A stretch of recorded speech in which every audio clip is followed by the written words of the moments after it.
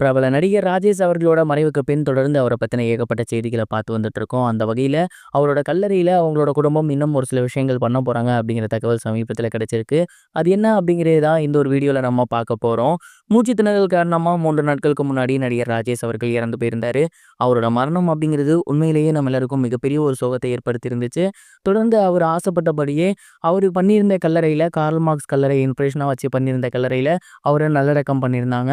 And இப்போ பார்த்தீங்கன்னா, அந்த இடத்துக்கிட்ட ஒரு குட்டி மணிமண்டபம் மாரி அவங்களோட ஃபேமிலி மெம்பர்ஸ் கட்ட போறாங்களாமா. அண்ட் அது மட்டும் இல்லாம, அந்த இடத்துக்கிட்ட எப்போதுமே அவரோட சத்தம் கேட்கிற மாரியான விஷயங்கள் பண்ண போறாங்க. அதாவது அவரோட பாடல்கள், அவர் படத்தோட பாடல்கள், அது மட்டும் இல்லாம அவருக்கு எம்ஜிஆர் அப்டின்னா ரொம்பவே பிடிக்கும். அந்த உயிர் அப்டின்னே சொல்லலாம்.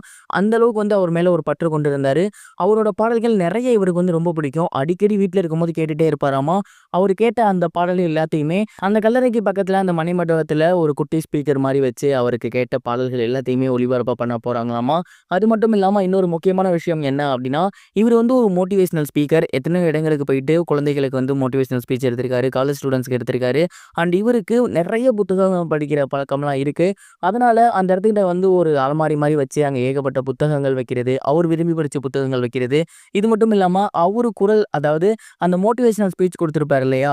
அதெல்லாம் அந்த இடத்துக்கிட்ட ஒளிபரப்ப செய்றது அப்படின்னு அவரு உயிரோட இருக்கும்போது என்னென்ன விஷயங்கள் ரசிச்சாரு, என்னென்ன விஷயங்கள் தொடர்ந்து ஆத்மார்த்தமா பண்ணாரோ, அது எல்லாமே அவரோட சமாதியில, அதாவது அந்த ஒரு கல்லறைக்கு பக்கத்துல ஒளிபரப்பப்படணும் அப்படின்னு அவங்களோட ஃபேமிலி மெம்பர்ஸ் ஆசைப்பட்டுருக்காங்க.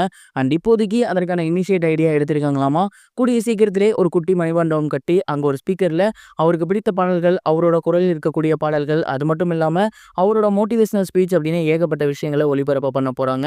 இந்த ஒரு விஷயம் சமீபத்தில வெளியாகி நெறைய பேசும் பொருளா பேசப்பட்டுட்டு இருக்கு.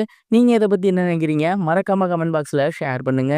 இது ஒரு புறம் இருக்க, சிவகார்த்திகேயன் அவர்கள் சமீபத்தில அவரோட சோசியல் மீடியா பேஜ்ல அவரோட 3வது பையன் பவன் அவர்களுக்கு வாழ்த்துக்கள் போஸ்ட் ஒண்ணு ஷேர் பண்ணியிருந்தாரு. அதுவும் குறிப்பா இன்னைக்கு அவருக்கு பிறந்த நாள். எங்களோட சந்தோஷத்த மும்மடங்காக்கிய பவனுக்கு பிறந்தநாள் வாழ்த்துக்கள் அப்படின்னு அவரு ஃபேமிலியோட இருக்க மாரியான ஒரு பிக்சர ஷேர் பண்ணியிருக்காரு. தமிழ் சினிமாவோட முன்னணி கதாநாயகனான சிவகார்த்திகேயன் அவர்கள் சமீபத்தில அவரோட பையனோட பிறந்தநாள கொண்டாடியிருக்காரு. அண்ட் அவருக்கு ஏற்கனவே ஆராதனா அப்படிங்கிற ஒரு பொண்ணு இருக்காங்க. அடுத்து குகன் அப்படிங்கிற பையன் இருந்தாரு. அண்ட் சமீபத்தில தான் பார்த்தீங்கன்னா, அவங்களுக்கு பவன் அப்படிங்கிற ஒரு பையன் பிறந்திருந்தாங்க. அண்ட் அவருக்கு இன்னைக்கு முதல் பிறந்தநாள் வந்திருக்கு. அதற்கு தான் சிவகார்த்திகேயன் அவர்கள் இந்த ஒரு போஸ்டர் ஷேர் பண்ணியிருந்தாரு. சினிமாவுல எந்த அளவுக்கு அவர் பிஸியா இருக்காரோ, அதே நேரம் ஆன்லைன்லயுமே எப்பயுமே ஆக்டிவா இருப்பாரு. அவரோட ஃபேமிலியில நடக்கிற விஷயங்களும் சரி, அவர் வெளியில பண்ணக்கூடிய விஷயங்களையும் சரி, சோசியல் மீடியால தொடர்ந்து போஸ்ட் பண்ணி வந்துட்டு இருக்காரு. அண்ட் இத பார்த்ததுக்கு அப்புறம் ரசிகர்கள் எல்லாமே தொடர்ந்து சிவகார்த்திகேயன் அவர்களுக்கு வாழ்த்துக்கள் சொல்லி வந்துட்டு இருக்காங்க.